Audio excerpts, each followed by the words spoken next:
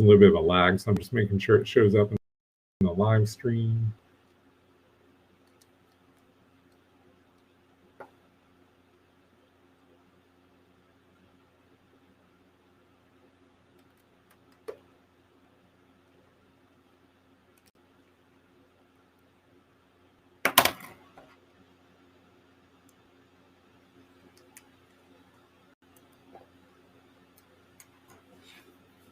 All right, and we're live. So I want to welcome everyone to our first meeting of the Mountain House High School School Site Council for the 21-22 school year. All right, and we're live. So I want to welcome everyone to our first meeting of the Mountain House.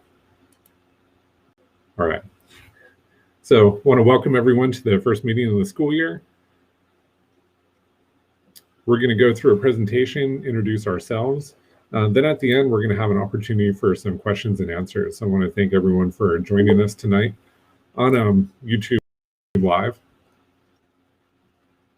So first things first, our objective for tonight is just to discuss the various ways we're welcoming students back to campus to best support them after 18 months of distance learning. So we went into distance learning in March of the previous school year, spent most of last year in it. Had a few weeks back at school, but most of our kids, we've got two classes who are pretty much freshmen this year. Both the real freshmen and 10th graders haven't spent a whole lot of time on our campus, so it was really important to establish a lot of ways to welcome them back to campus. So our agenda for tonight is we're going to start with some introductions. I have myself and some of the teachers who are on the council with us who are going to introduce themselves. Then we'll get right into some of the supports that we're offering students. We have 3 different levels of supports that we'll talk about. We have academic supports, social emotional supports, and then cultural and kind of connection supports that we're providing for students as they come back to campus.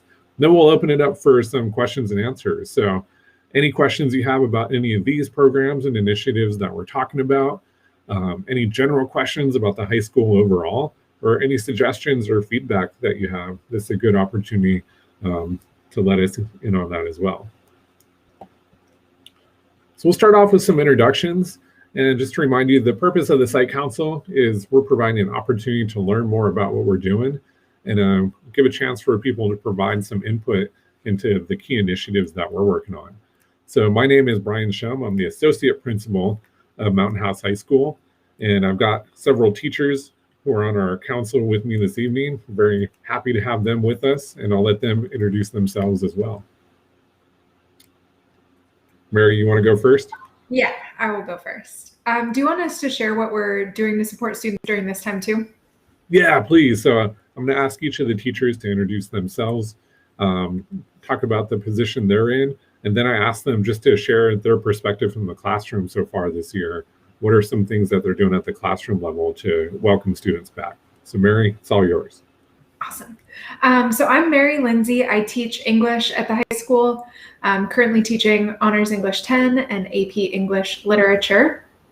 And along with all of just the academic support that we're doing, definitely spending a lot of time in success, making sure that students are caught up on the skills that maybe they missed in the past 18 months.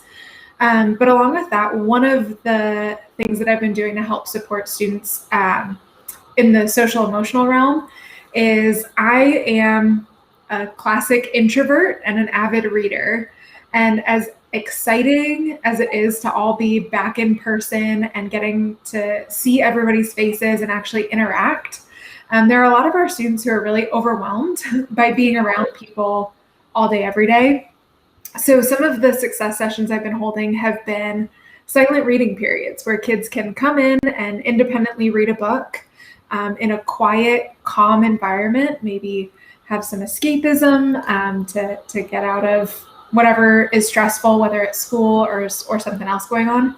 And students have been really enjoying that, being able to have sort of a decompression time in the middle of the day. Thanks, Mary. And just to clarify, success is our intervention period that we offer daily. It can be used to help students who are struggling in the class period, or as Mary is using it, provide some some additional type of supports for that. And as much as a lot of our students are longing for that connection, a lot of them are also experiencing some anxiety with coming back to school. So having something like that for them to go to is a really good resource. Thank you. You want to go next? Yeah. All right. My name is Shelby Schofield. I'm also an English teacher at the high school. This year has been really fun coming back because the kids are very, very excited to come back to school. For once, I don't have a lot of complaints about writing essays because there really is an enthusiasm to come back and to start learning again. One of the things I've tried to do in my classroom is work on my advisory class. And before the picture screen, one of the things we work on at the high school is social emotional health, and we do that a lot through advisory. So it's important to me to get the kids out there and to be human again. And so we've done a variety of different activities. We have went and visited the special ed classroom. We are writing thank you cards to the janitors tomorrow. The other day we had a lesson about stress, and they went to a freshman class and they talked about how freshmen can handle stress at Mountain House High School. And then I found some old stress balls in my cabinet and they passed those out.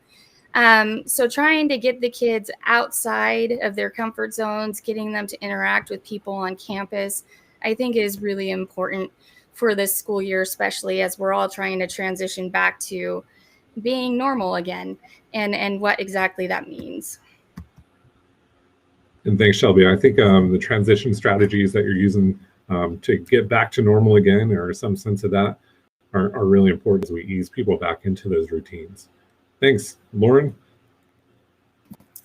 Hi, I'm Lauren Savage. I teach AP and Honors Physics.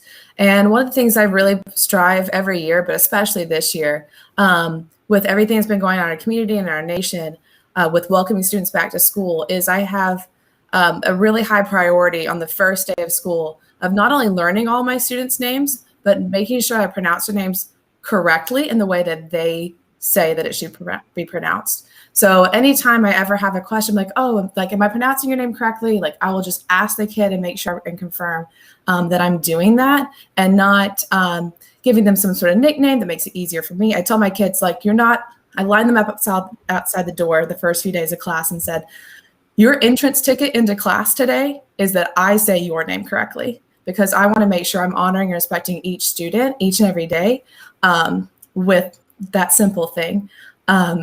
And with everything that's been going on in our nation, and, you know, with Black Lives Matter movement and Asian hate problems that we've had in our community, I just want to be respectful of all my students in that regard, and just show them that humanity they all deserve.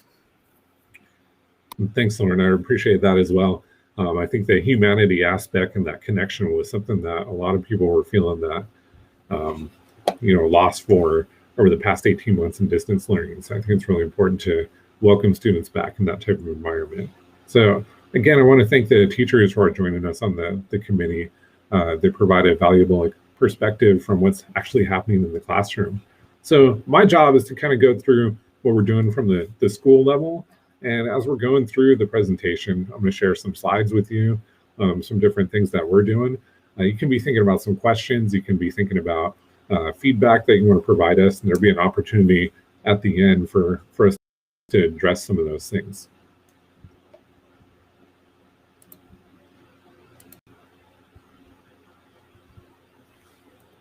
So the first thing I want to talk about is we know that the past 18 months in distance learning was not easy. I'm a parent of 2 kids within Lambersville School District myself. I had a 5th grader and a 1st grader last year. So I know going through distance learning from the perspective of a parent was not easy. So there was a lot of challenges that us as parents faced, but really the students were in a situation where they were faced with a lot of challenges too. So they're coming back to school. They have a lot of academic worries. So we're really trying to provide the structure and routine for them and ease back into that I think is really important. They were removed from their friends. So as much as we were able to provide some semblance of interactions through online programs such as Zoom and Google Chat and things like that, that physical connection, that face-to-face element was definitely missing. So we're trying to provide social connection and communication opportunities, both in the classroom and on the campus overall as well. So we realized it was a challenge for everyone. We also collected some feedback from our teachers coming back. And one of the biggest things that they said was a challenge last year was, of course, engagement. So teachers long for that connection that they have with students and engaging students in the classroom. And that's really hard to replicate in a virtual type environment. The classroom environment is just not something that you can completely do justice to online. So they did the best that they possibly could, and I'm incredibly proud of their efforts in the classroom. They did just an amazing job given the circumstances. But we know that the biggest challenge with all of that was just engaging those students. And at the same time, a lot of our teachers said they learned a lot during the pandemic and distance learning. There was a lot of opportunities for them. So a lot of things like flexibility and creativity, learning new ways to engage students and reach out to students and families and get them involved in the learning process. We got a lot of feedback that there's certain things that they learned that are going to impact their teaching going forward. So there's a lot of positives and silver linings along with what we went through as well. One of the good things, and I just want to share a celebration here, there's been a lot of talk about learning loss overall, and a lot of fear that going through a year of distance learning was going to lead to real drops in performance and a lot of drops in the learning that students were able to demonstrate. So last spring, our 11th graders took the CASP performance test, and all high schoolers in 11th grade take that test. And our 11th grade math students improved from 2 years ago, the last time they took that CASP test. So they went up to 59% proficient or advanced compared to 49% in the 18-19 school year. Our ELA students, they also demonstrated great performance. They were 74% proficient or advanced, and they showed, there was no learning loss during that time. They're performing just as well. And we showed a lot of growth in science as well. So we went up to 51% proficient or advanced as compared to 47% in the 18-19 school year. So I think that speaks highly of the work that our teachers were doing with students in the distance learning format. Even though it was not ideal, they did a great job supporting those students, and that's evident in scores like this. One more piece of data that I'll share with you, just so you can see kind of where we're at this point. At the beginning of this year, all of our students took the MAP performance test, and this shows how they scored in both math and reading. And you can see in these scores, our students are doing overall really well. So if we look at those math scores, 53% of our students were scoring in the top category. And if you look at reading, 47% in that top category. So again, this speaks volumes to the work that our teachers and our students were doing during this time. So we know that there's definitely, this doesn't tell the whole story. There's some students who went through a lot during the pandemic, and they have some catching up to do. And we need to work on the programs that we have to support all of those individual students, not just the ones who continue to score high. Another thing that we look at, in addition to academic scores, we also want to know how students are doing overall. So one of the things they took at the beginning of this year was a survey through a program called Sewn to Grow. And I'll talk more about that program in a little bit. It's attached to our advisory courses.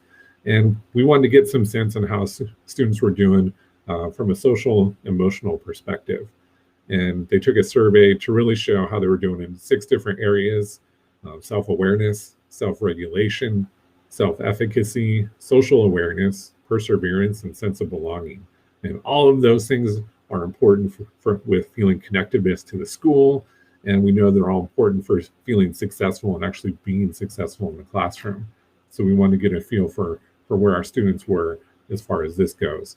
And overall, looking pretty good. But again, we know that there's certain outliers and there's certain individuals that we definitely need to work with and to make sure that we're doing what we can for all students. So we'll get into supports now, some of the ways that we're supporting students. Again, we know most of our students have performed fairly well academically, but a lot are struggling with coming back to school. A lot of it is just routines. A lot of it is, just figuring out how to interact with people again and feeling good about it. So we know we have a lot of students who are academically all over the place. Some did good, some didn't have access to the same type of instruction as other people did during the pandemic. So our first support and primary support that we're using from an academic level this year is really a target on good first teaching. And that means our teachers are focused on 80 to 85% of students in the classroom getting whatever learning objective it is that they're focusing on the first time. So in order to do this, they need to focus on key strategies and really be deliberate about the instruction that they're providing in the classroom. And while it may not hit all students the first time, we also have supports built in so students can attend things like Success, which is our intervention program, or teachers can provide additional opportunities for redo retakes within the classroom to eventually get, hopefully, all of our students along to where they're demonstrating proficiency of those learning targets. So to hit those good first teaching strategies, there's a couple core essential strategies that we're really focusing on in everything that we do. All of our back to school work, all of our professional development this year is supporting teachers with using the essential strategies to get to that good first teaching. So one is just providing a clear goal and expectation. Anytime that you're teaching anything, research shows that if you tell people what it is that they're learning, and you're clear about those expectations on how they're going to demonstrate having learned that, they do much better. They learn more when you make that explicit. So you provide that clear goal and expectation up front, you revisit that throughout the lesson, and you revisit it at the end of the lesson to really see how students have done and how many have reached proficiency on that. Along with that, really a part of that objective is communicating the why of the lessons. We talk about this as a pitch or a hook. Once you communicate that objective, you then take it to the next step and help students understand why it's important to learn that or how it's relevant to them. So this can be done in a lot of different ways. It could just be as simple as saying, hey, this is what we're learning today. This is how it connects to what we're learning yesterday. This is how it connects to what we're learning tomorrow. It's going to prepare you to take the AP test down the road. It's going to prepare you to take the next class. You're just making it really explicit why it's important to learn that. The third strategy that's focused on are content literacy strategies. And these are really deliberate ways to get students involved with reading, writing, listening, and their discussion.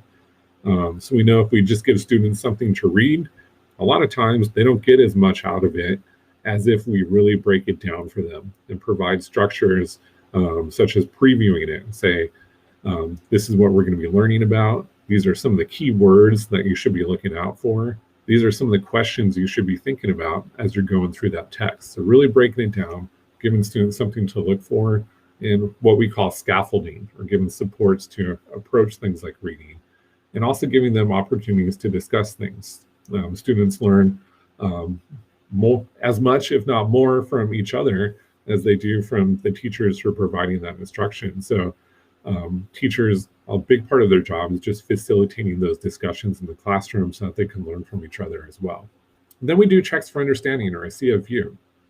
And anytime we teach something, if we lay a learning objective out there and say, this is what you're responsible for learning, we then want to get some data on whether students learn that or not. So a check for understanding, there's lots of old-fashioned ways to do that. You can do thumbs up, thumbs down. You can do, let's see, hands of who understands it, who doesn't. But there's also a lot of techie ways to get that type of information. And that's a big move, an area that we saw a lot of improvement in during distance learning, is you can have students take a quiz online, it grades it automatically, and it gives that feedback to the students and then to the teacher immediately. So they get that immediate feedback. The teacher immediately knows those students who are struggling on that and can adjust instruction to reach those students who are struggling to meet proficiency. So focus on essential strategies to get to that target of good first instruction. We want as many people to understand it the first time through as possible. So in addition to academic supports, we're providing a lot of social emotional supports. We know there's a lot of anxiety around coming back to school, being back in big crowds, things like that. Not only do our students feel it, but some teachers report feeling that as well. So we want to provide a lot of supports. One of the built-in structures that we have in our schedule is an advisory period. And this is a period that meets once a week on Thursdays. And students start meeting with the same advisory group as freshmen. So it's the same group of students and the same teacher who then stays with them through their entire 4 years of high school. And the whole purpose of this is to create a relationship with a teacher outside of an academic course. So they have someone that they can go to, just another trusted adult on campus that they have a relationship with, who's not responsible for grading their work. They're just responsible for giving them a place to discuss some of these social emotional topics. And they also gives them a chance to develop a relationship and a rapport with the group of students that they're with. So they're with the whole group of students, the same group of students, their entire 4 years in high school. So the hope is that it gives them an opportunity to really develop some solid relationships with students and with that teacher. A key part of that advisory period is a program that we call Sewn to Grow.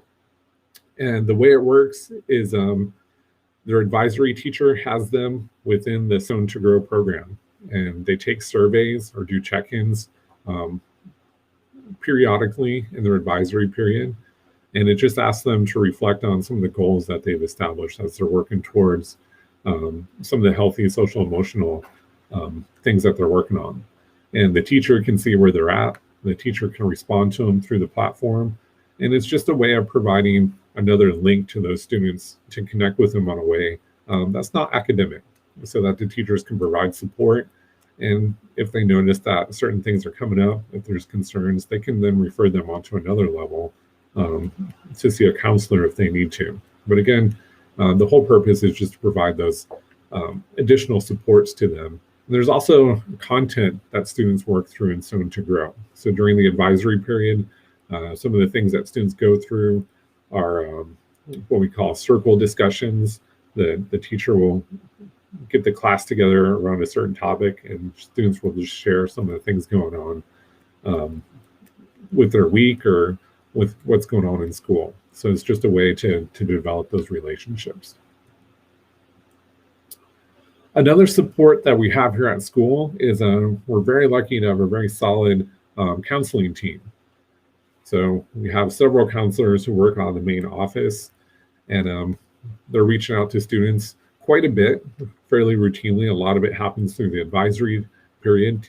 Those counselors will send out videos to students, and they're sending out another one this week, just reintroducing themselves, talking about the services they offer, and going through how to see your counselor. So there is a counseling website that you can get to through the main high school website. They have a blog and their own website. And there is a place to sign up for counseling. Students can also come into the office anytime they need to, if they need to see a counselor.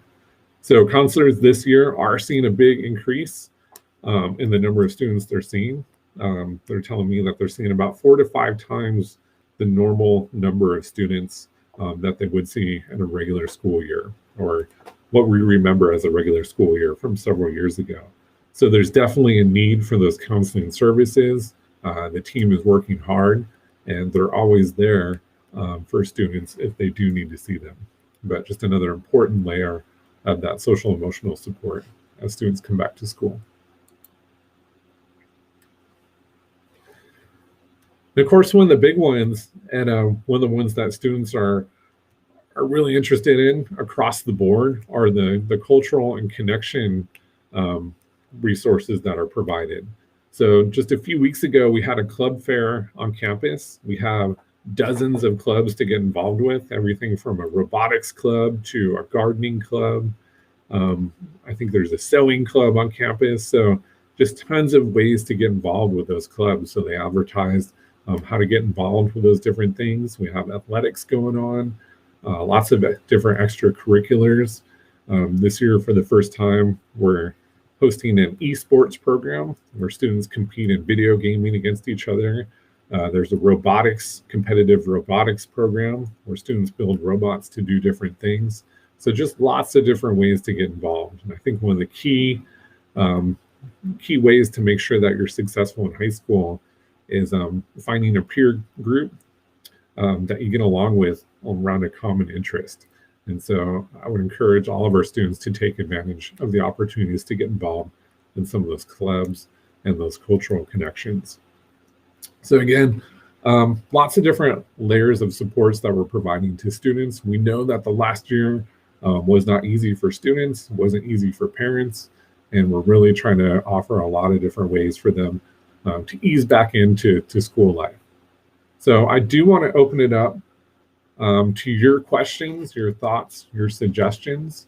And you can just put your questions or your thoughts or your suggestions into the chat on YouTube Live.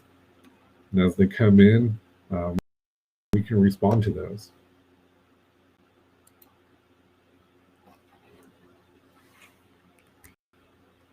When will school implement vaccination mandate for all teachers to be vaccinated? It's been more than 2 months since this mandate was signed.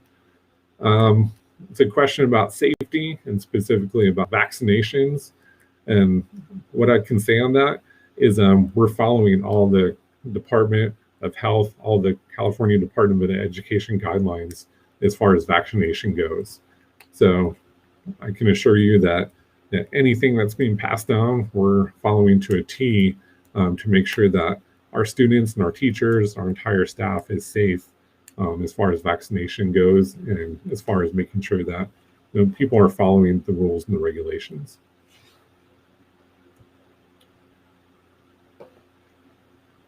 Any other questions, thoughts, or suggestions?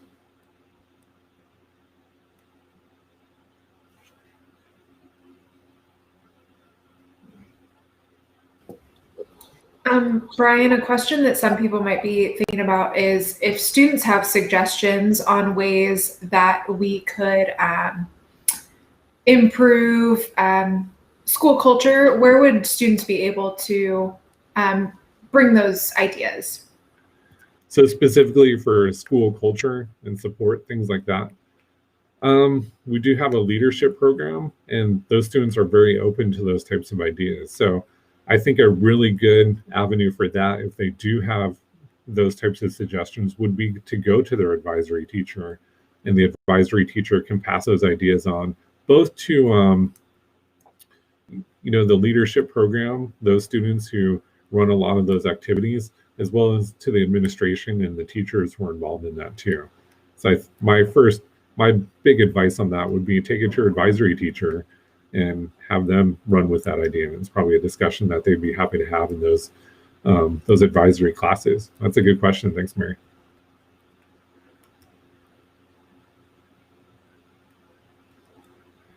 So I see another question there. Are there any specific measures being taken to address the mental health issue of students?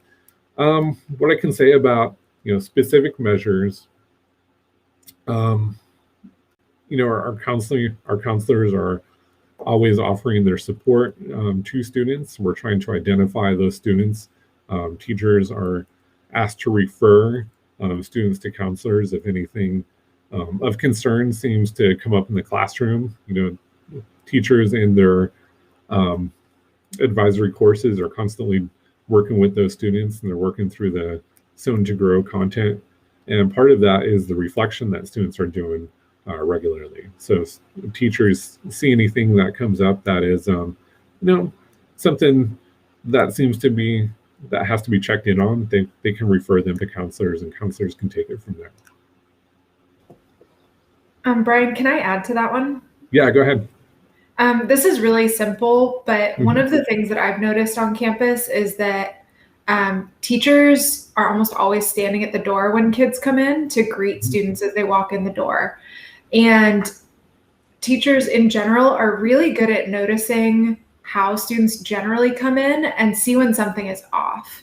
And I've already seen other teachers and done this myself where we've checked in on kids to make sure that they're okay and feeling well and referred them to the next level of support for those who end up needing it.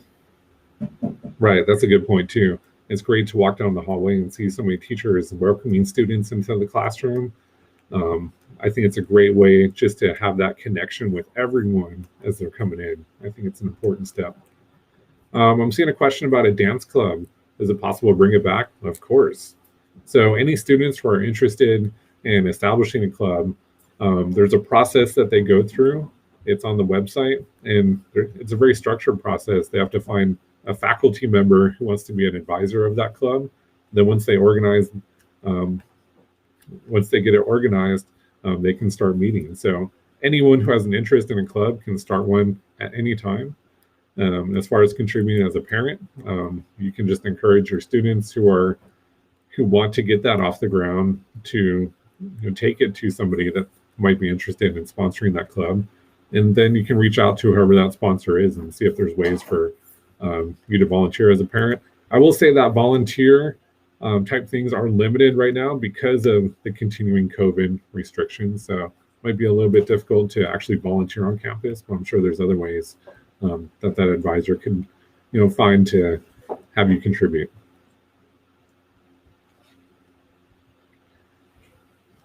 So I see a few other questions on here. There's a question about the false alarm, like a recent bomb threat. As far as how we avoid that, that's a great question. I don't know, but I will say when anything does come in that could potentially be a safety issue, it is treated very seriously. So even though it was a false alarm, we don't treat it that way. So anything that comes up that could potentially harm any students, any staff, any faculty members here, we take it very seriously and get the people involved who need to be involved. So I don't know the best way. I don't know the answer to how to avoid that in the first place, but I can assure you that we do take it seriously. I see a good question here. Thanks for all your hard work to make the kids get back to a new normal. Is there any similar support towards teachers? Teachers are human and they sure require similar support. And I think that's a great question too. I'll throw that out to the teacher perspective. What kinds of things are going on campus that you think are helpful to you? I can chime into that one. At the school, we have daily collaboration. And that's something that is really helpful just from a teacher standpoint, because we're able to meet with our teachers that teach in the same grade level and talk about our classes and what we can do to improve. But I think it's all the more important this year because, like you said, it is important that teachers have that support. And so I noticed in collaboration where we're not just talking about academics, but we're talking about what it takes to get back to normal and how we can help the kids get back to this new normal as well. So the teachers are well supported. We have each other. We have our admin. We're all very well connected and trying to get through this year the best we can. And thanks for sharing that, Shelby. And I'll throw in there too that I came from a lot of different school backgrounds where teachers were very isolated. I remember in a lot of schools I taught in, you show up at the beginning of the day, you teach in your classroom, then you leave at the end of the day. You may not talk to another adult the entire day long for like 7 hours. So I think one of the unique things that we're able to offer as a school is that collaboration period. I don't think isolation is good for anyone. It's not good for the teaching profession. It's not good for kids when it comes down to it. So I think that teachers, it's an important opportunity and a good opportunity for them to be able to collaborate on a daily basis and support each other as well. So I don't see any other questions coming in. Any final thoughts from our teacher panel? So I want to thank everyone who tuned in this evening. I want to thank my panel, my site council, who are sharing their perspective from the classroom. I really appreciate all the hard work that they're doing, and I really appreciate the work that you're doing as parents with supporting all the kids coming back to school as well. So I want to point out that the next site council is going to be on November 17th. It's going to be in the same format. It's going to be virtual, and we're going to be looking at restorative discipline practices. I'm going to send a recording of this out to everyone. I'm also going to include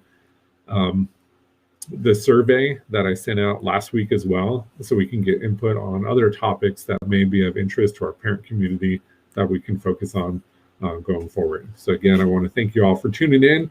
It's great to see the turnout that we did, and I wish you all a good night, and we'll talk to you soon.